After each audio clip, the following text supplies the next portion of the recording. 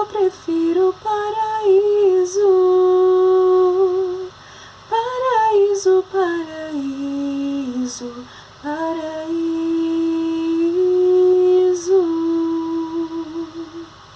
Como é lindo falar do céu. Como é linda aquela música da Adriana, que diz: céu, lindo céu, é o lugar onde eu quero viver pra sempre. Céu, lindo céu, onde com os anjos eu cantarei, adorando ao Senhor. Que coisa linda, né, gente? Nós no céu, com os anjos, adorando o Senhor. Gente, é maravilhoso falar do céu, dizer que sou estrangeiro aqui, o céu é o meu lugar, é de onde vim, é pra onde vou, é lá onde eu vou morar. É tão lindo falar do céu, essa teologia do céu, aquela que eleva o nosso coração e deseja ancorá-lo ao coração de Deus, ao coração daquele que quer viver conosco. E nós temos uma sede em nós, que é a sede de Deus, é a sede do céu, é esse desejo de eternidade incontrolável. Mas, meu amado, para que nós prefiramos o paraíso, a gente tem que entender que no meio dessa escolha entre céu e o outro lugar, há o outro lugar. Então nós somos chamados a escolher. Quando eu prefiro uma coisa em detrimento à outra. Se eu quero ir para o céu, eu tenho que não querer ir para o inferno. E para falar de céu, é necessário também que nós toquemos a realidade oposta. Às vezes a gente tem muito dedo para tocar nessa realidade do inferno, que o inferno existe, que o inferno é uma realidade, que o inferno é uma possibilidade. Muito hoje a gente tem ouvido dizer que ou o demônio não existe ou que o inferno não existe porque Deus é misericórdia. É uma doutrina da igreja, é um entendimento da igreja, né? A fé da igreja que existe o inferno, que existe o céu, que existe o purgatório. Nós precisamos então entender que há essa realidade que esperam aqueles impenitentes, aqueles que negaram a Deus absolutamente, aqueles que declararam, tanto em vida quanto na hora da consciência e da morte, declararam que não queriam Deus. Os detalhes desse momento em que há o julgamento nós não sabemos, mas nós temos dentro da igreja, no relato dos santos, uma teologia, uma tradição, algo que cresce, que nos é expresso, de que o inferno é uma realidade existente e é uma realidade em que muitas pessoas que viveram nesta terra estão. O inferno tem muita gente. No inferno tem muita gente. Nós precisamos lidar com essa realidade, nós precisamos lembrar dela para que o nosso caminho de santidade, a nossa busca pelo céu, seja uma busca ainda mais com sentido, ainda mais forte, ainda mais vigorosa. Eu preciso desejar o céu não pelo medo do inferno, mas pela certeza de que lá é o absoluto da ausência divina. Eu não verei Deus e não poderei ter a oportunidade de vê-lo pela eternidade inteira. É a danação eterna. Se o céu é a felicidade eterna, o inferno então pode ser considerado como o tormento eterno, a tristeza eterna, a danação eterna, a perda eterna.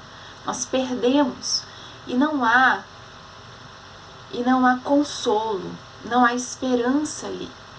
Ali é onde morreu toda a possibilidade de esperança, é onde o demônio reina com os seus terríveis tormentos.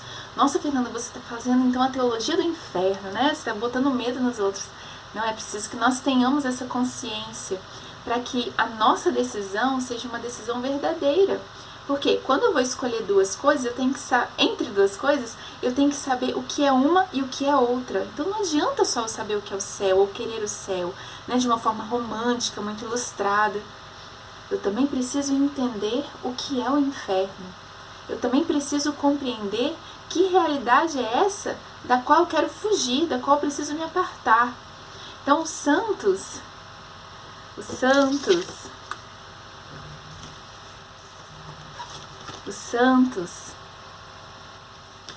a Santa Virgem, Nosso Senhor,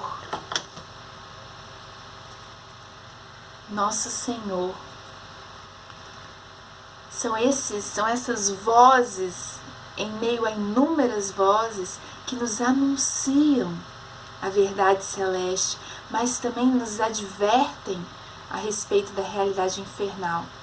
Hoje, 13 de maio, que é o dia que eu estou gravando esse vídeo, nós lembramos de Nossa Senhora de Fátima no momento em que ela mostra aos 3 pastorinhos o inferno.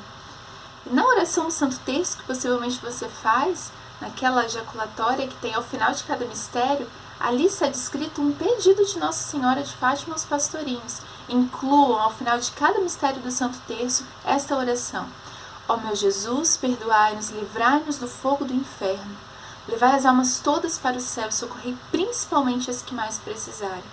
Então, ela dirige, Maria, em Fátima, dirige esse clamor aos pastorinhos: rezem pelas almas para que elas não vão para o inferno. Rezem para que sejam desagravados os pecados cometidos contra o meu imaculado coração e o sagrado coração de Jesus. Rezem para que mais pessoas possam encontrar a via de salvação. E aquelas 3 crianças ardentemente começam a fazer jejuns, orações, penitências, rezam o terço diariamente e se entregam na renúncia da própria vida ao clamor da Virgem Maria para eles. E temos certeza que através da nossa oração, da nossa penitência, da nossa renúncia, do nosso desejo de céu, das nossas práticas de piedade, de caridade, nós não só abrimos os caminhos de salvação para nós, mas para muitas almas que estão na escuridão, que estão em pecado mortal, e se continuarem assim até o final de sua vida, não reconhecerão a Deus, não reconhecerão o Deus verdadeiro e o negarão, e o seu lugar será a danação eterna. Em Apocalipse diz assim, lá no capítulo 18, versículo 6, a respeito da Babilônia, né, que é a representação de todo esse mal que a humanidade mesmo constrói para afrontar a Deus. Então a Babilônia é essa que vai cair, né? O Apocalipse nos diz isso. Mas o que é isso? É o grande mal que se coloca diante de Deus, como um falso Deus. Então diz assim, faze com que ela aqui no caso a Babilônia, essa edificação do mal e essas estruturas malignas têm sido muito presentes no nosso meio. Faze com ela o que fez contigo e retribuí-lhe o dobro de seus malefícios. Na taça que ela deu de beber, dá-lhe o dobro. Na mesma proporção em que fez ostentação de luxo, dá-lhe em tormentos e prantos. E quando nós pegamos essa passagem, levamos para a oração, nós percebemos a profundidade dos tormentos infernais. Então, é recebido, e a palavra de Deus nos indica essa percepção, é perceptível que, naquele momento em que a alma, né, está vivendo os tormentos infernais, ela vive em dobro, ou seja, de forma muito pior, aquilo que ela mesma causou contra ela, contra Deus e contra os outros. Então o pecado, a forma de tormento infernal é o próprio pecado da pessoa, e ali a opressão, o suplício, a dor, tudo isso aumentado, tudo isso dobrado, tudo isso multiplicado de tamanho na vida daquele que praticou aquele pecado. Você saiba que os caminhos de salvação são inúmeros, inúmeros, e nós estamos no tempo da misericórdia. Mas chegará para mim e para você o tempo do juízo. Quando Santa Faustina foi dado a ela ver o céu, o inferno e o purgatório, Santa Faustina, que viu a Jesus misericordioso, quando foi lhe dado essa graça, só pela onipotência divina, só pela comissão de Deus, ela poderia ter acesso a isso. Então, ela era levada ali, naquele momento em que as almas sofrem no purgatório, essa purificação. Purgatório é certeza de céu, mas há a necessidade de que as almas sejam purificadas, porque não pode estar nada de impuro diante de Deus. Então há esse momento da purificação, mas naquele estágio da alma também há um profundo consolo. A Virgem Maria visita, e Santa Faustina via isso. A visita de Nossa Senhora a esses corações, a essas almas que ali estavam, esperando o momento de contemplar a face de Deus. E Santa Faustina ouve nesse momento uma voz interior, que é a voz de Jesus, a dizer: a minha misericórdia não deseja isso, ou seja, aquela condição do purgatório, mas a justiça exige. Isso é tão forte, gente, porque não há nada de injusto que esteja diante da justiça divina.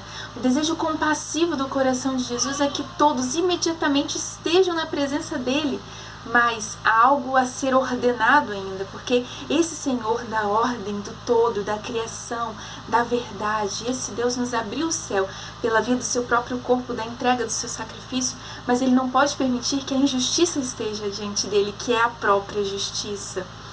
Então, há necessidade de que nesse tempo da misericórdia nós busquemos uma conversão muito verdadeira e nós fujamos das armadilhas do demônio que quer a nossa perdição eterna, que quer a nossa danação eterna. Ele não quer apenas nos levar a um pecadinho aqui e acolá, ele quer a nossa morte no pecado. Nós precisamos nos aproximar da misericórdia de Deus, nós precisamos nos voltar para Deus, assim como aquelas crianças em Fátima ensinaram ao mundo inteiro. A oração, o jejum, a penitência, a entrega absoluta de sua vida, o permitir que as pequenas tribulações do dia sejam fonte de santificação, de salvação, de conversão das almas dos pecadores. Nós podemos nos comprometer com o céu de uma forma muito mais profunda. E é esse convite que eu faço para você. Que o inferno não nos amedronte, mas que ele seja uma força. O conhecimento dele seja uma força propulsora da santidade em nossas vidas. Que Deus te abençoe muito hoje e sempre. Que a Virgem Maria esteja com você. Um grande abraço, fica com Deus e até a próxima. Tchau, tchau.